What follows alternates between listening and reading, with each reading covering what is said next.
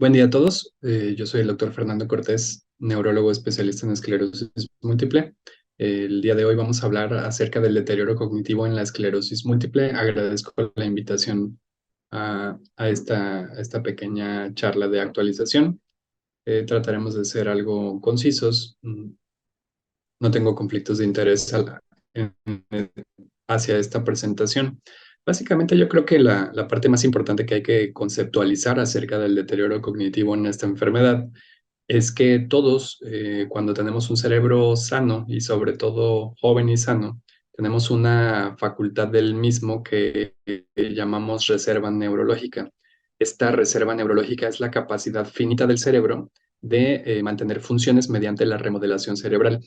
Esta reserva neurológica funciona en muchas de las características, digamos, del cerebro, pero particularmente en la cognición es importante porque cuando tenemos pocas lesiones, una, dos, tres, cuatro cicatrices, el cerebro tiene la capacidad de, pues, remodelarse y no hacer que se note nada, digamos, en nuestra vida diaria.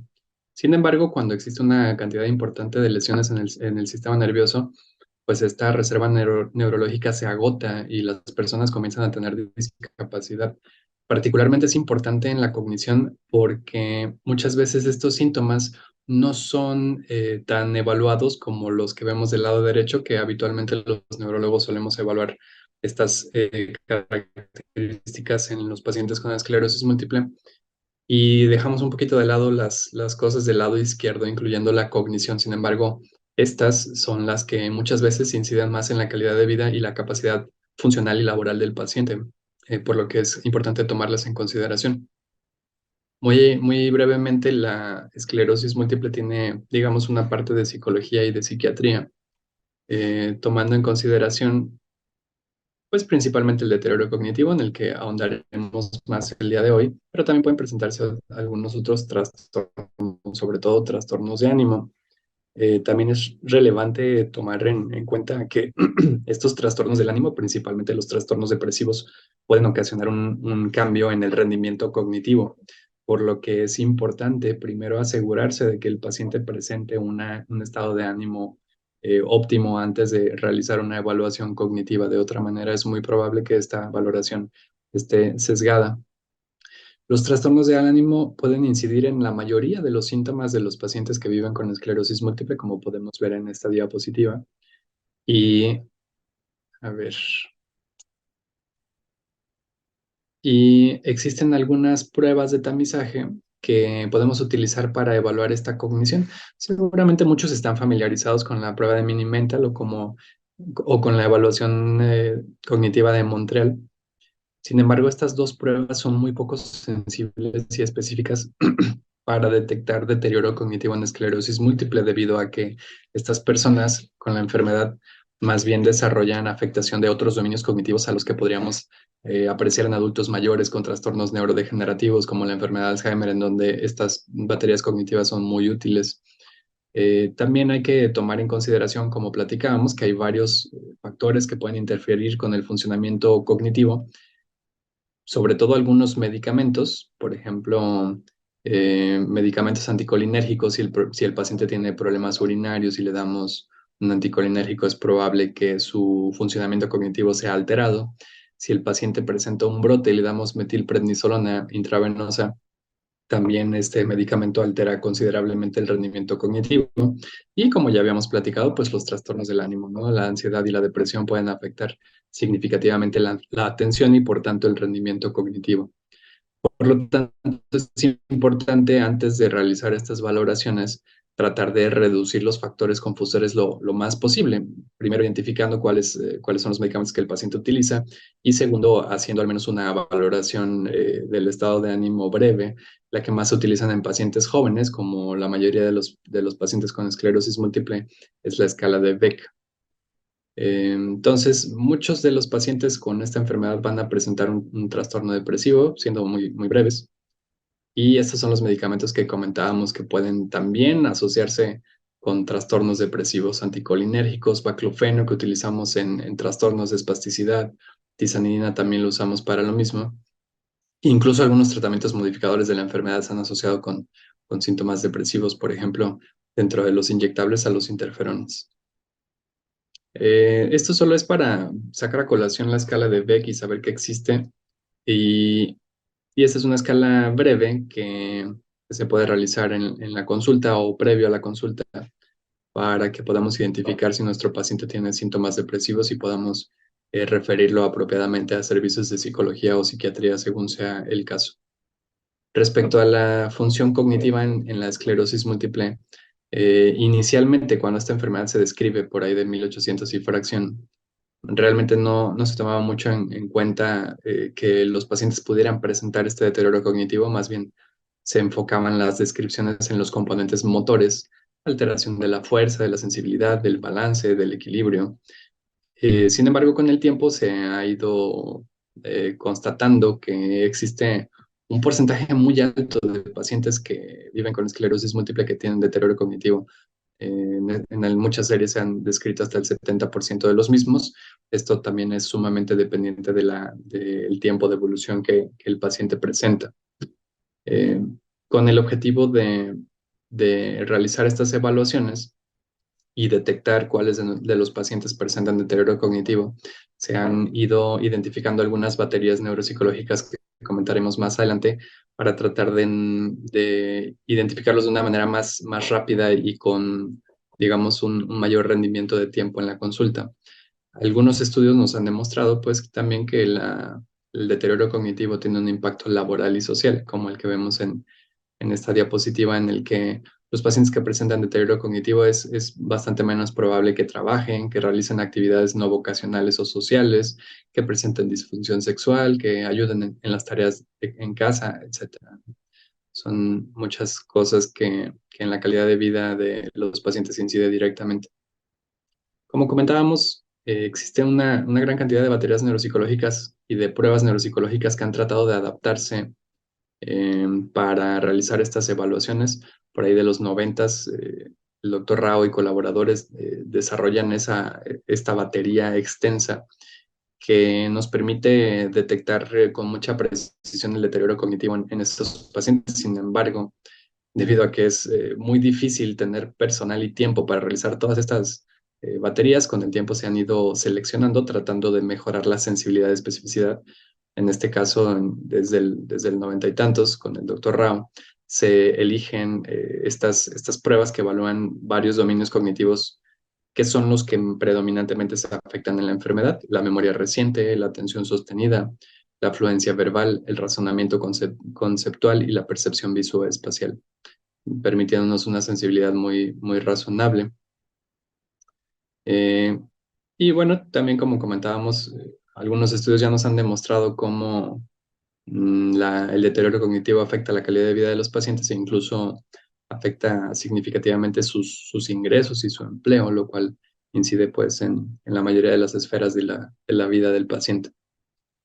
También sabemos que durante las recaídas de la esclerosis múltiple, los pacientes suelen presentar una alteración transitoria en sus funciones cognitivas, por lo que también es importante cuando realizamos una evaluación tomar en consideración si el paciente se encuentra cerca de un brote y al revés, si el paciente presenta un deterioro cognitivo, tenemos que sospechar e investigar si no presenta un brote. Recordemos que hay algunos pacientes que la inflamación, la presencia de lesiones inflamatorias en el cerebro puede ocasionar lentitud en algunos procesos, sobre todo en la velocidad de procesamiento de la información, que ocurre de manera transitoria. Esto se le llama brote cognitivo.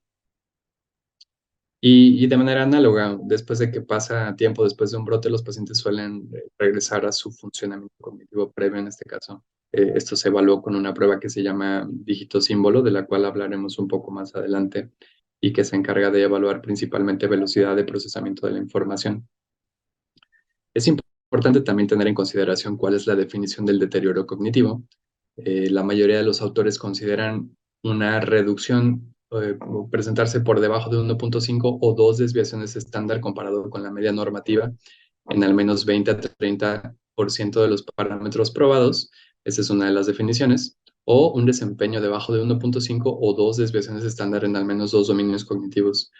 Habitualmente en la práctica clínica utilizamos la definición de las dos desviaciones estándar y por practicidad el de la afectación de al menos dos dominios cognitivos.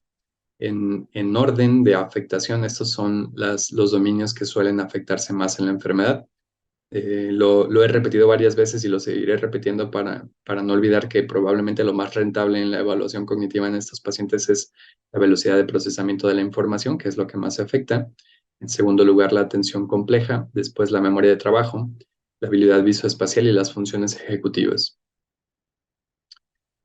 Brevemente, quisiera comentar un caso clínico de una persona, una mujer de 33 años, una mujer muy joven, que en el 2020 presenta solamente hormigueos en el lado derecho de su cara, en el territorio trigeminal 1, de ese mismo lado. Y unos pocos días después, más o menos 2, 3 semanas después, comienza con cambios de comportamiento, con inatención, que la llevaron a tener problemas laborales y a no ser capaz de desempeñar sus tareas. Ella tenía un puesto gerencial en una constructora, tenía pues una actividad cognitiva demandante. Y durante su abordaje realmente, pues al principio solamente encontramos que lo que predomina es alteración en su funcionamiento cognitivo, ¿no? Realmente la paciente no presentó, como típicamente solemos encontrar en los pacientes, no presentó ni neuritis óptica, no presentó debilidad, no presentó problemas urinarios. Si bien presentó solamente ese síntoma leve de los hormigueos en la cara, lo que predominó en su cuadro clínico fue la alteración cognitiva. Y, y- y,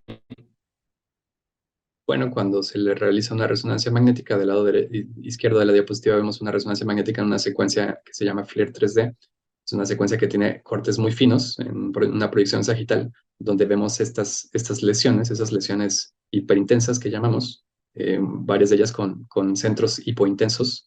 Son lesiones que tienen un daño muy notorio en su interior, ¿no? Son lesiones muy destructivas que no son las que más comúnmente vemos en esclerosis múltiple, pero que sí que cumple los criterios diagnósticos. Por aquí vemos una lesión yuxtacortical, vemos algunas lesiones periventriculares, que esas sí son muy clásicas de la enfermedad. Y por acá vemos otra lesión yuxtacortical, ¿no? Tenemos al menos dos localizaciones y una carga lesional importante. A esto me refería más tempranamente cuando hablábamos de la reserva cognitiva. Muchas veces pacientes que tienen mucha carga lesional pueden tener pocos síntomas y ahí reside la importancia de explorar el deterioro cognitivo pues de preferencia hacer un tamizaje en todos los pacientes para identificar cuáles tienen un funcionamiento cognitivo normal y cuáles no. Del lado derecho de la diapositiva vemos una secuencia T1-3D con gadolinio en la que apreciamos que esta paciente no presentó lesiones captantes, pero sí tenía ya, como podemos ver, algunas lesiones hipointensas características de la enfermedad, ¿no? Estas lesiones enormes que son las que ocasionaron su cuadro clínico. A esta paciente inicialmente se le realiza una valoración neuropsicológica completa donde pues prácticamente como la diapositiva previa, ¿no? Predomina afectación en la velocidad de procesamiento de la información. En segundo lugar, en el funcionamiento ejecutivo, atención y velocidad de pensamiento y lenguaje. Asimismo, en estudios estructurales del cerebro, en este caso una volumetría cerebral, vemos como la paciente, a pesar de ser muy joven, tiene una reducción importante en el volumen de la materia blanca, sobre todo, y pues del encéfalo en general. Esto es en relación a personas de su misma edad y sexo. Y en el tálamo, ¿no? Sabemos que el tálamo es una estructura anatómica muy relacionada con el funcionamiento cognitivo y que su degeneración pues se asocia por lo tanto con deterioro cognitivo. Esta paciente, después de haber recibido tratamiento modificador de la enfermedad, presentó una recuperación significativa de su funcionamiento cognitivo y ahora mismo labora y realiza una maestría al mismo tiempo. Entonces, estos pacientes cuando se tratan de manera temprana, su reserva cognitiva los puede salvar, pero si esperamos, puede ser que presenten un deterioro cognitivo que no puede ser revertido. Actualmente tenemos algunas pocas guías acerca de cuáles son las recomendaciones de tamizaje para estos pacientes. Un artículo, digamos, más significativo al respecto es este que vemos en la diapositiva del doctor Benedict y colaboradores, eh, en donde se enfatiza la importancia de incrementar la conciencia y educación sobre la prevalencia, impacto y manejo de síntomas cognitivos. Esta charla ese es uno de sus propósitos. hacer notar e informar acerca de la prevalencia del deterioro cognitivo en esclerosis múltiple y de cómo se manifiesta y de cómo detectarlo para que lo podamos tratar de manera temprana. Y que en aquellos pacientes que presentan evidencia clínica y por resonancia magnética de daño neurológico por esta enfermedad, es importante realizar una evaluación basal con el dígito símbolo, Symbol Digit Modality Test, ahorita lo vamos a revisar, y se recomienda una reevaluación anual o más frecuente para detectar una enfermedad aguda, si el paciente tiene síntomas de afectación aguda y se sospechan un brote cognitivo, para evaluar el efecto de los tratamientos, para evaluar la progresión del deterioro cognitivo y para monitorear el inicio de nuevos síntomas cognitivos. Si esta prueba es positiva, se recomienda realizar pruebas más profundas de tamizaje, como las que veíamos ahí en la escala de Rao, o como el BICAMS, que es una escala breve también, de unos 15 minutos, que no es tan difícil realizar en la. Y bueno, de acuerdo a estas evaluaciones, tratar de realizar intervenciones o acomodaciones para mejorar el funcionamiento del paciente en su casa, en su trabajo, en su escuela y mejorar su calidad de vida. Como platicamos, del lado izquierdo de la diapositiva vemos las pruebas que incluye una batería llamada MACFIMS, desarrollada por el 2002, que incluye 7 pruebas y que se realizan en las esclerosis múltiple. Dijeron esas 3 para dar la aceleración. De aquí surge este tamizaje cognitivo llamado BICAMS, una batería de 3 pruebas. Podemos ver ahí del lado izquierdo, consiste en una lista de 16 palabras que se le dice al paciente y debe de repetirlas al término del mismo. Se hacen varios intentos y pues se realiza una sumatoria de los aciertos. Una prueba que se llama Brief Special Memory Test, en donde se le muestran al paciente igual esta serie de dibujos y el paciente debe de reproducirlos para evaluar justamente esa memoria visual. Y la prueba de dígito símbolo, que es la mejor prueba de tamizaje para evaluar velocidad de procesamiento de la información. Por lo tanto, en contextos de tiempo limitado, sobre todo pues la práctica médica casi de todos, el dígito símbolo es una prueba que se puede realizar, en realidad se realiza en 90 segundos, más en lo que tardan en explicarle al paciente y más lo que tardan en revisarla, pues son más o menos unos 3, 4, 5 minutos máximo. Por lo cual esta es la que se ha elegido como la prueba de tamizaje más rentable en estas evaluaciones. Si esta sale fuera de la normalidad, recordemos 1.5 o 2 desviaciones estándar por debajo de la normalidad, dependiendo de qué tan estrictos queramos ser, pues probablemente nos conviene mandarlo al neuropsicólogo para que le realice un BICAMS, o si tuviéramos una sospecha más profunda y queremos tratar de evaluar toda su cognición, pues que le pueda evaluar una batería más extensa como el MACFIMS. Aquí tenemos un ejemplo del dígito símbolo. Básicamente es una clave de símbolos que corresponden a números, y que después de realizar un ensayo con el paciente para que estemos seguros de que comprende las indicaciones, el paciente puede hacerlo por sí mismo en el curso de 90 segundos, ir sustituyendo el símbolo de abajo por el número que se encuentra en la clave. Por ejemplo, aquí el número 6, por aquí el número 2, etcétera. Y se cuentan el número de aciertos en 90 segundos. Esto puede realizarse de manera oral o de manera escrita. El paciente se lo puede hacer solo. Aquí vemos el California Verbal Learning Test, como platicábamos, una lista de 16 palabras, y la prueba de memoria visoespacial. Estos son los dibujitos que se utilizan en esa valoración. Eh,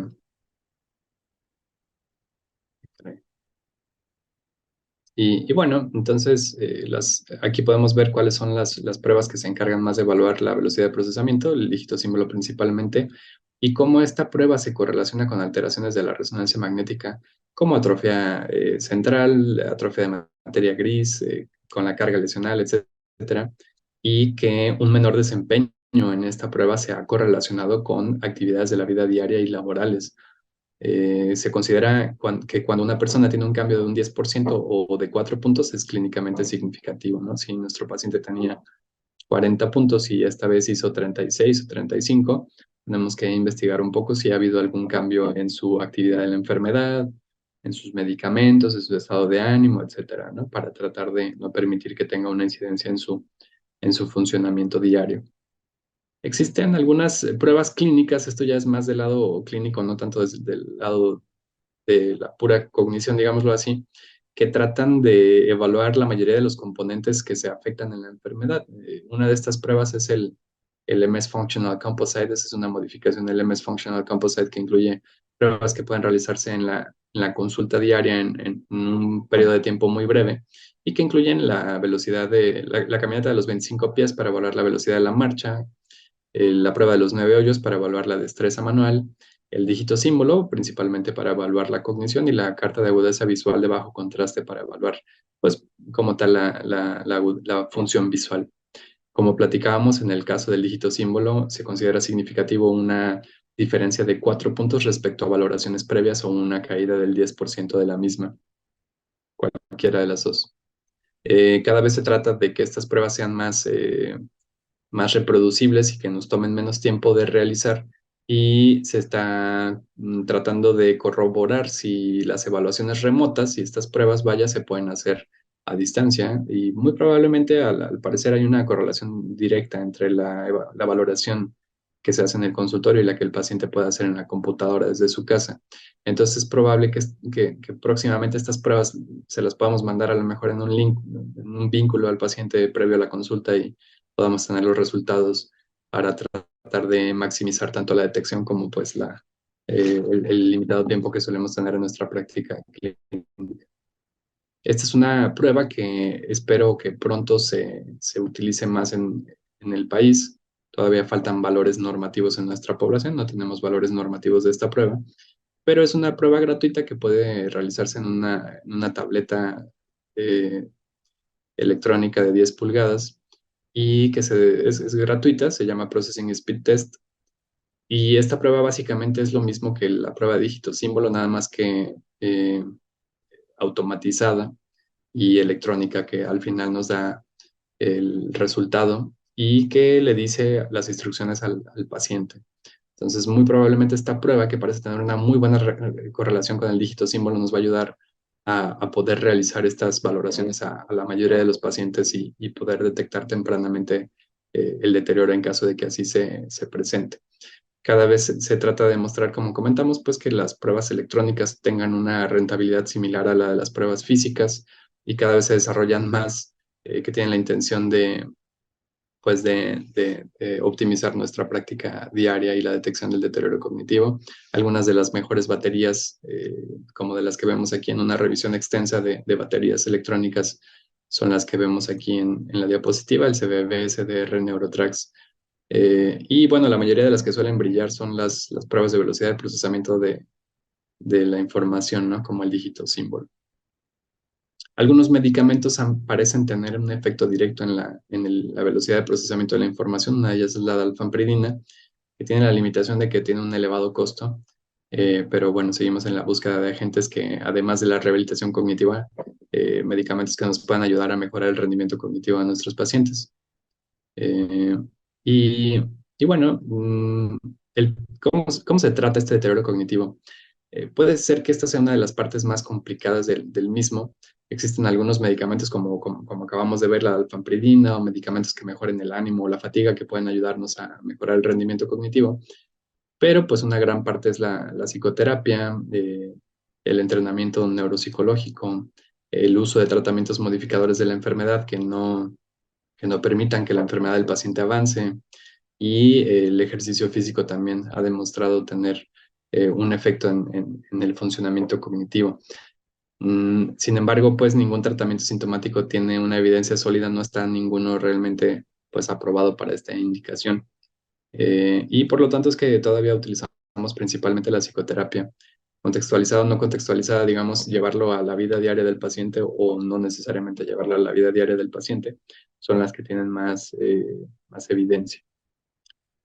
Y bueno, también se están desarrollando recientemente herramientas que nos ayudan a, pues, proveer estas rehabilitación neuropsicológica desde la desde dispositivos electrónicos y es probable que en los próximos años las tengamos disponibles para que nos ayuden a proveer este apoyo a los pacientes sin tener que disponer de ese tiempo que a veces es difícil de conseguir.